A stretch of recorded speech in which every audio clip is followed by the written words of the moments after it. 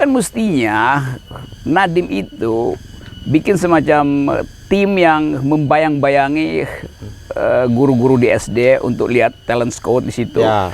Membayang-bayangi dosen, mana dosen yang tukang plagiat segala macam. Ya. Supaya dia dapat insight tentang situasi pendidikan kita. Nah, Nadiem itu nggak punya insight, dia nggak ngerti apa-apa tuh. 17 Agustus dipajang foto-foto itu kan. Bung Karno, Hatta, Syahrir, Nasir, macam-macam. Dan kita disuruh hafal namanya, bukan disuruh mengerti idenya tuh. Ya. Bahkan presiden kalau dia lewat di situ mungkin dia nggak bisa bedain antara Haji Agus Salim dan Kartosuwiryo karena mukanya mirip itu kan. Jadi kita membayangkan dunia politik kita itu dangkal ide itu. Dan nasib kita sekarang di sini nih. Ya, presiden lebih suka untuk datang ke kawinan seorang artis daripada ikuti seminar yang membahas jalan pikiran pendiri bangsa kan itu. Ya.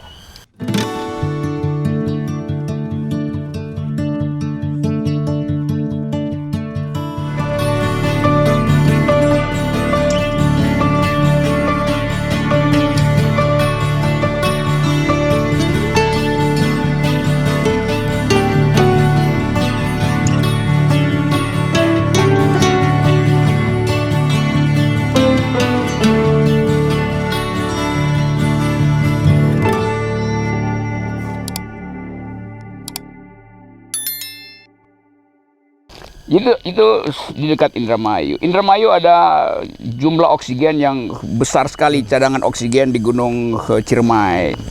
Pantai Indramayu itu 130 km, artinya sumber protein. Ya. Indramayu itu wisata juga seharusnya bisa dikelola. Wisata tuh, ya. Batiknya, makanannya, kuliner. Dia punya apa namanya, estate pangan, ya. Cadangan pangan kita dari Indramayu itu. Jadi seluruh fasilitas alam ada di Indramayu, ada Balongan di situ, ya. Energi. Tetapi penduduk Indramayu rata-rata usia sekolahnya itu cuma 5,9 tahun. Jadi nggak lulus SD. Ya. Stuntingnya tinggi sekali di Jawa Barat, prostitusinya tinggi sekali tuh. Ya. Jadi bagaimana mungkin Indramayu yang tersedia oksigen bagus, protein ada, karbohidrat ada tuh, lapangan internasional ada jalan tol, tetapi pendidikannya cuma sampai maksimal 5,9 tahun kan kalau lulus SD namanya kan. Itu artinya ada yang ngaco di dalam kebijakan. Nah mestinya Nadiem tahu itu kan. Baru dia bayangin, gila. Indramayu aja berdampingan dengan Jakarta tuh segitu situasinya. Apalagi yang jauh-jauh tuh. Nah itu yang nggak dilakukan. Itu artinya ada problem yang serius ya. Ya problem itu. Yang serius di tata kelola ya. Tata kelola pemerintahan kita. Karena kan memang di konstitusi kita kan yang bertanggung jawab kan pemerintah. Pemerintah itu dalam satu bagiannya itu kan Nadiem dalam sektor masalah pendidikan tadi. Artinya rata-rata tidak tamat sekolah dasar. Iya, rata-rata di Indramayu segitu. Jadi paradok betul dengan sumber daya alam yang ada di sekitarnya. Betul. Ya kan? Sementara presiden selalu bicara tentang bonus demografi. Ya. Apa yang bonus kalau orang stunting? Ya. Tapi dari segi kuantitas mungkin luar biasa sebenarnya kalau bisa dimanfaatkan dan dimaksimalkan ya seperti itu. Iya, bonus demografi kan artinya bonus terhadap konsep abad 21 ya, tuh. Melek teknologi, mampu berpikir tentang environmental ethics, gender equality, demokrasi segala macam tuh. Karena itu yang jadi semacam tata bahasa dunia baru kan. Ya, nah sekarang di daerah-daerah kita lumpuh soal itu tuh. Dengan kasus Indramayu misalnya yang sangat dekat dengan Jakarta tuh.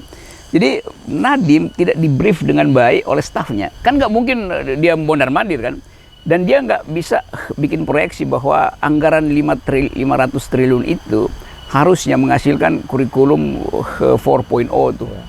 Nah itu yang nggak ada tuh. Jadi kemana anggaran itu habis? Ya tuh, setiap kali ada tim dikasih uang, setiap kali orang minta macam-macam lah berantakannya kan. Dan jadi dialirkan banyak sekali menjadi bos dana bos, orang berlomba-lomba mendirikan sekolah-sekolah seperti itu. Akibatnya yang dibangun tuh sekolah, bukan kurikulum. Betul. Terlalu banyak sekolah tapi kurikulumnya lemah gitu kan. Seharusnya kan ada kemajuan. Kalau kita berjalan kan, contoh saya tadi dari Jakarta Timur ke sini kan ada kemajuan jalannya itu kan. Iya kan. Dari menit ke menit itu kan kok jalannya mundur-mundur kan nggak pernah sampai ke tujuan. Tapi saya lihat di era Presiden Jokowi banyak kemajuan di bidang kemunduran. Di bidang-bidang yang buruk. Maju mundur. ini persoalannya juga, Prof. Rocky ya, saya lihat tadi kita lihat sisi pendidikan kita kan, apalagi dengan kondisi COVID seperti ini ya. Di tengah-tengah Jakarta saja begitu berat sekali anak-anak didik kita untuk mengikuti pendidikan dengan model Zoom, dengan kita tidak mempunyai fasilitas itu. Apalagi bagaimana di daerah, bahkan di Kalimantan Tengah itu yang menggunakan jalur internet sebenarnya hanya berapa kecil sekali. Itu kan yang seharusnya bangunan jaringan itu, yang infrastruktur itu yang harus dilakukan. Jadi bayangkan misalnya itu begitu COVID selesai, kita pasti kehilangan IQ 20 poin. Lulus generasi. Karena, betul kita. Iya, 2 tahun orang nggak belajar gitu. Dan yang diterangkan oleh pemerintah setiap kali disuruh belajar di rumah, dan kebosanan itu menghasilkan orang anggap ya udahlah, nasib kita udah memang begini, dikutuk untuk bergaul dengan COVID. Dan nggak ada inisiatif untuk mengatasi jaringan, kan itu soalnya tuh. Sementara COVID-nya masih berlanjut. Tadi saya baca Menteri Kesehatan bilang, kami minta maaf karena target 1 juta vaksinasi mulai bulan ini akan dikurangi gitu kan. Jadi dari awal udah dipamerkan bahwa kita bisa lakukan vaksin, tiba-tiba berhenti kan. Itu artinya begitu berhenti, potensi orang untuk mengalami mutasi genetik dari si COVID itu bertambah. Begitu vaksinasi datang, ya COVID-nya udah pindah dengan strain baru kan. Jadi kebijakan kesehatan kita pun seolah-olah hanya mau pamer bahwa kita capai angka 1 juta tuh.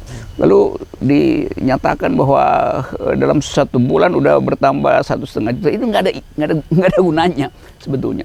Jadi yang saya mau terangkan bahwa akhirnya soal COVID ini dijadikan alat politik untuk mengendalikan demokrasi, bahkan mengendalikan oposisi pakai COVID dan untuk korupsi itu. Nah hasilnya adalah trade off-nya pada anak-anak yang di daerah tuh. Yang COVID-nya diperpanjang, sekolahnya terus-menerus online dan kehabisan pulsa.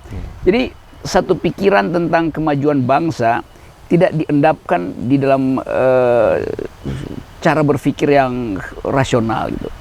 Dan beban itu yang tadi betul yang itu, dan jadi kita bayangkan 5 tahun ke depan akibat dari kurang nutrisi dan kurang pengetahuan, kita pasti tertinggal dalam kompetisi dengan anak-anak di dunia maju kan itu. Jangankan di dunia maju lah, di kawasan kita saja. Ya di Asia aja kita udah paling jangan kita akan kalah juga dengan tetangga kita. Iya, Timur Leste yang dulu bagian dari kita. Udah kalah kan, kalah dari Timur Leste, kalah dari Malaysia, kalah dari Vietnam, kan semuanya udah dicatat oleh statistik dunia bahwa kita sedang mengalami pelemahan indeks demokrasi, pelemahan ekonomi, sekaligus pelemahan IQ tuh.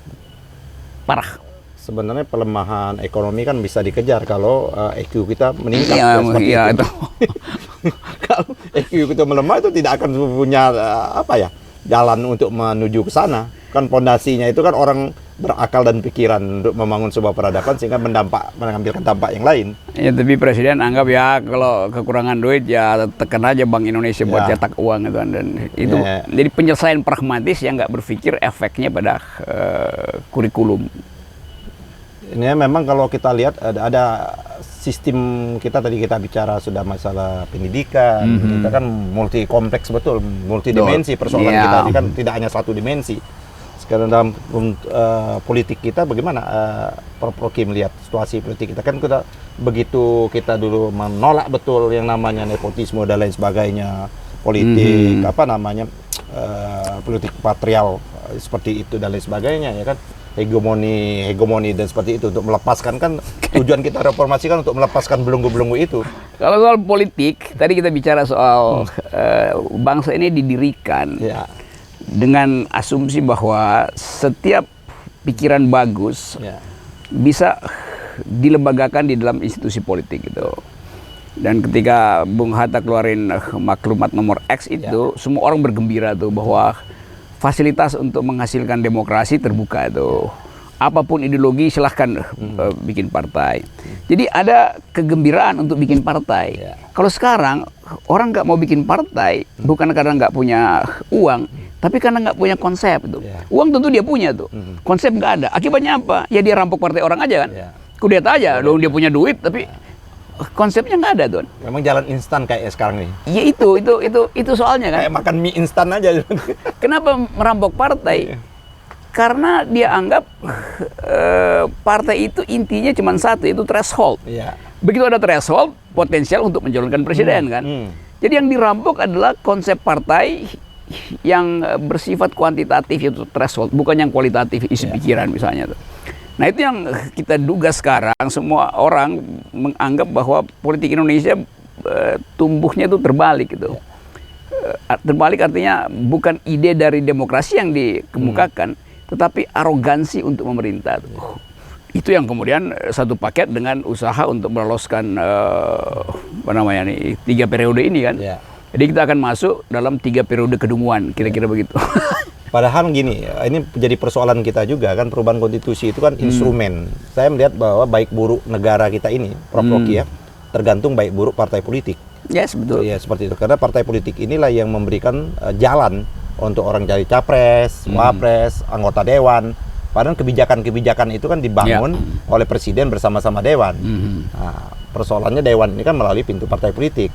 Tapi kan kalau kita lihat bagaimana Prof. Rocky melihat kondisi partai politik kita sendiri sekarang ini kan, ada orang mengatakan jangan mendirikan partai, cukup kita cukongin aja lah. Jadi orang Indonesia ini untuk menentukan Indonesia, kuasain aja kepala-kepala partai-partai itu. 11 yang kuasain kepala-kepala seperti itu. Karena seperti itu. Kalau 11 partai untuk menghasilkan, untuk memperpanjang kekuasaan, ya ini 11 pimpinan partai dipanggil ke istana, satu ketua partai dikasih 10 M, itu cuman 100 miliar, cuman murah sekali buat kuasai kan. Tahu lah kita naikkan lah angkanya, 1 triliun lah. 1 triliun, 11 triliun. Kecil sekali itu. Jadi konsep kita sebetulnya nggak ada tidak ada sedikit pun bekas dari para pemikir bangsa kita itu. Mas Syumi bikin partai dulu karena mengerti tentang arah dunia ke depan gitu. Kalangan nasionalis menduga bahwa setelah Perang Dunia Kedua, dunia akan tumbuh dengan kekuatan otonom bangsa-bangsa itu. Ada konsep. Bung Karno ada konsep tuh. Pak Natsir punya konsep yang kuat, lalu bertengkar di situ untuk menentukan arah. Tapi dia bertengkar karena dua-duanya punya konsep. Kan itu enaknya kan. Jadi saya sebetulnya menganggap bahwa mestinya ini partai-partai dilikuidasi aja, ditumbuhkan ulang kan. Bikin partai baru aja kan, yang betul-betul didasarkan oleh keinginan kita untuk melihat pertarungan ide ke depan. Kalau sekarang kalau mendirikan partai dia tidak punya ide, direkursasi. Kalau punya ide difasilitasi. Kalau punya ide difasilitasi mestinya. Kalau sekarang kita nggak bisa bedain tuh. Partai A dan partai B sama-sama mendukung 3 periode. Lalu buat apa lu bikin partai berbeda gitu? Jadi kekacauan itu disebabkan karena tadi pragmatisme yang sebetulnya jenis pragmatisme yang diedarkan melalui kepentingan istana tuh. Nah keadaan semacam ini mestinya kita halangi karena makin lama problem pragmatisme ini jadi satu-satunya kegiatan politik presiden. Kalau kita tanya apa sih kegiatan politik presiden sekarang? Ya yang terlihat adalah dia pindah dari satu kerumunan ke kerumunan yang lain kan. Jadi presiden kegiatannya adalah bergerak dari kerumunan ke kerumunan itu. Sementara orang lain bikin kerumunan ditangkap oleh beliau kan. Kalau kita lihat ya tahun 55 ya, Prof. Rocky mempelajari juga pemilu 55 itu kan bagus sekali ya. Pesertanya itu tidak hanya dari partai politik, ada juga peserta dari perorangan untuk seperti itu, dan pergulatannya kita bisa lihat lah seperti itu. Nah tapi kalau kita lihat sekarang ini cukup memprihatinkan kan, bahkan ada, kalau saya melihat ada tukar guling, ada perselingkuhan di parlemen ya, sehingga muncul ide tentang parliamentary threshold. Seperti itu. Awalnya kan tidak mengenal parliamentary threshold, ada electoral threshold. Kalau menurut Prof. Rocky, kalau saya menyatakan itu tidak penting itu parliamentary threshold, electoral threshold.